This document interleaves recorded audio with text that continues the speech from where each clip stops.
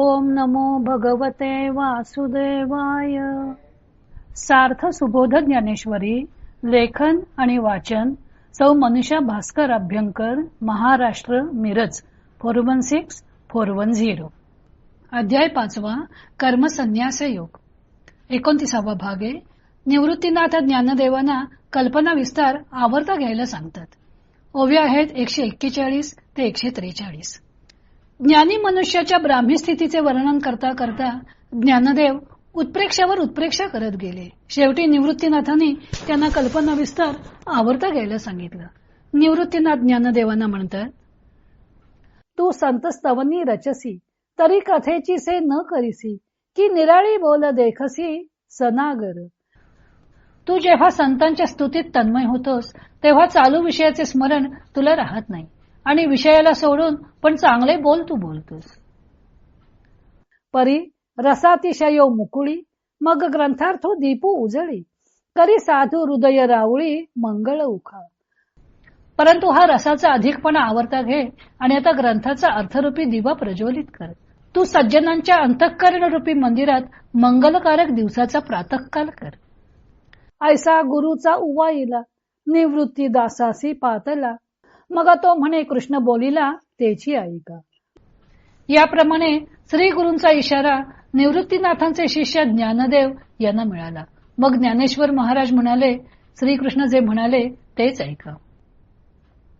ज्ञानी मनुष्याच्या ब्राह्मी स्थितीचे वर्णन करायला लागले की ज्ञानदेवांच्या वाणीला बहर येतो. एकापेक्षा एक अशा वरचढ उत्प्रेक्षा करत ते विषय स्पष्ट करण्यात रंगून जातात.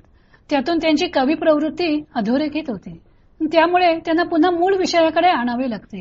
ज्ञानेश्वरीमध्ये हे काम बहुधा त्यांचे गुरु निवृत्तीनाथ किंवा श्रोते करत असतात. आता सुद्धा ज्ञानदेव ज्ञानी पुरुषाच्या वर्णनात रंगून गेले तेव्हा त्यांना भानावर आणण्याचे काम निवृत्तीनाथांना करावं लागलं.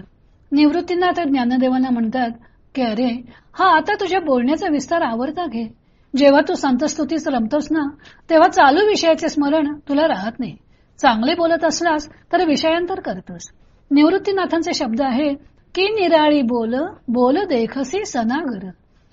निराळी येथे याचा एक अर्थ वेगळे असा आहे. निराल म्हणजे निरालंब आकाश. हा जो श्रीकृष्णांचा संवाद चाललेला आहे तो ज्ञानदेवांना जणू निरालंब अशा आकाशात दिसत आहे. विस्तृत आकाशात चाललेल्या संवादापर्यंत ज्ञानदेव पोहोचू पाहत आहेत. त्यामुळे ते श्रीकृष्णांच्या मूळ अभिप्रायापर्यंत पोहोचण्याचा प्रयत्न करतात. निवृत्तीनाथ हे जाणतात म्हणून ते ज्ञानदेवांना म्हणतात की अरे तुला श्लोकांच्या पलीकडचे अवकाशातले ऐकू येतं. ते तू ऐकतोस व त्या बोलांना चांगले रूप देऊन तू ते इतरांना ऐकवतोस.